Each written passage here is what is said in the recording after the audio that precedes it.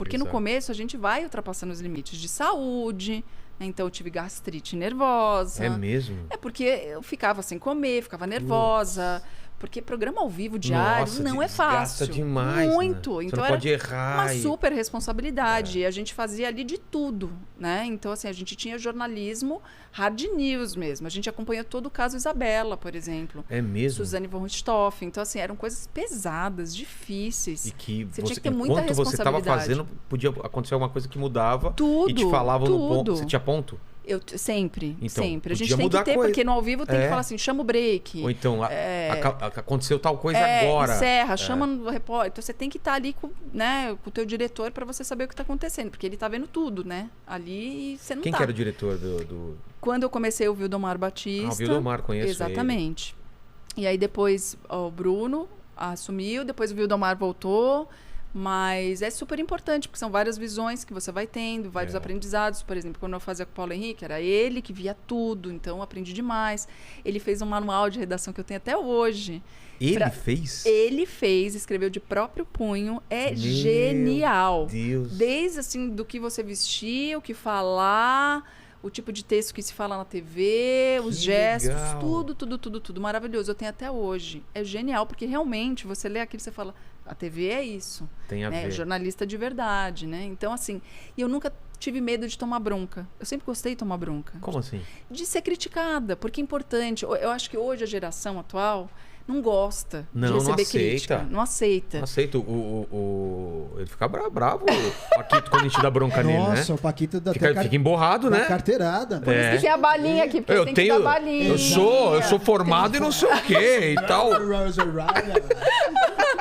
Bigodinho dele vem pra cá, né? Fica assim, ó. O pessoal não tá vendo, ele tem um bigodinho enroladinho aqui, ó. El bigodão. El bigodão.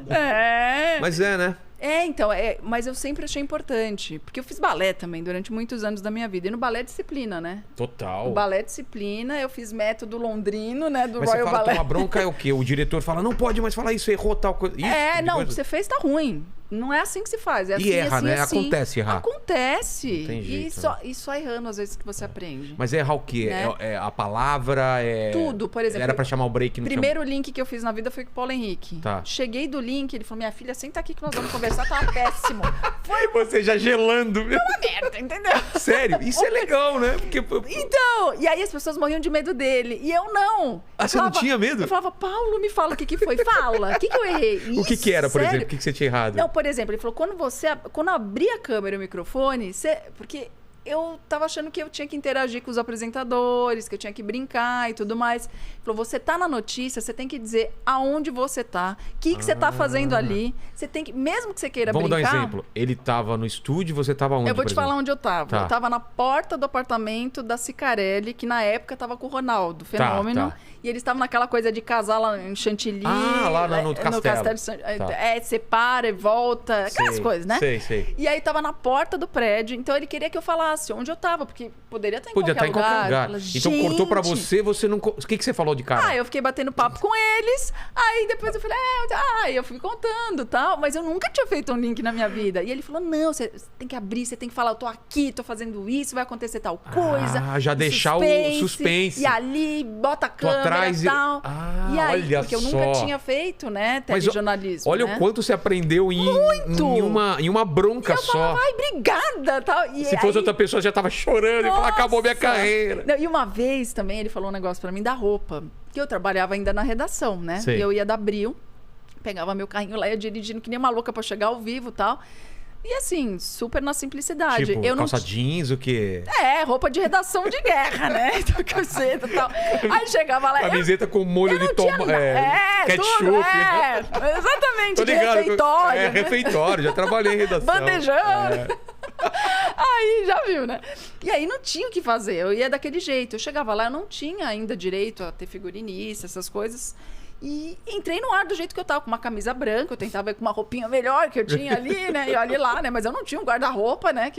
Aí, toda amassada, ele olhou assim, entrei no ar, tal, terminou, assim, foi pro break, ele olhou pra mim e falou assim, você saiu de onde? Da lata do lixo? Aí a gente ficava aqui no balcão e tinha toda a redação ali. A galera redação rindo. inteira olhou pra mim, todo mundo assim, tremendo, morrendo de medo, fez assim, tipo, essa menina vai levantar e vai embora daqui, né? Aí eu fiz assim, quase.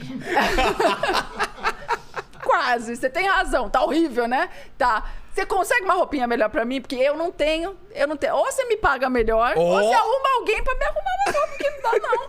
Aí ele falou, você tá coberta de razão. E a partir daquele dia, Olha só. eu comecei a ter figurinista pra me ajudar com as roupas. Claro, ou né? pelo menos pra passar a roupa que eu tava indo até lá. Sabe? A minha vida mudou. Porque às Poxa. vezes é isso. Eu tinha medo de falar, não sabia que eu tinha direito às será coisas. que eu posso? Não sei, você tá Ele falou, chegando no não, lugar. ele falou, tem direito, todo mundo aqui tem que entrar bonito na área. Porque aí ele me explicou a chave da televisão. O que ele falou? Ele falou, você entra na casa das pessoas todos os dias. As pessoas estão te dando a permissão de você entrar. Na hora que ela bota ali, no nosso programa, ela tá falando, entra na minha casa.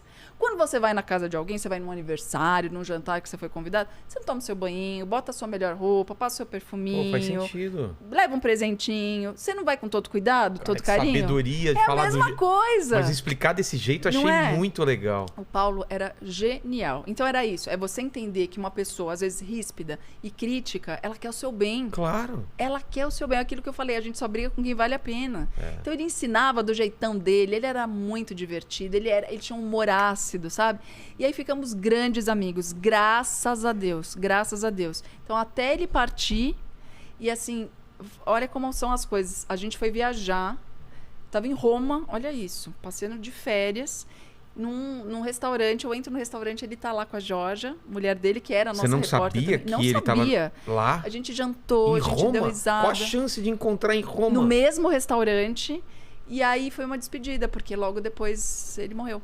Poxa então, assim, tinha que ser, vida. sabe? Então, assim, ele foi um grande professor pra mim, um grande E mestre. você teve a oportunidade de agradecer ele em vida? Eu agradeci em Putz, vida, que bom várias isso. vezes. E teve uma hora que eu acho que pra ele foi muito legal. Porque Que às foi... vezes a gente não tem chance, Às né? vezes a gente não tem chance, mas eu tive e eu fiz o chapéu do Raul Gil, que é muito legal o quadro, porque a gente tem essa oportunidade de homenagear quem a gente gosta. E aí eu tirei o chapéu para ele num momento muito delicado, porque ele estava sendo massacrado politicamente, porque ele tinha uma posição política muito firme, e aí ele estava num momento assim de ser muito humilhado.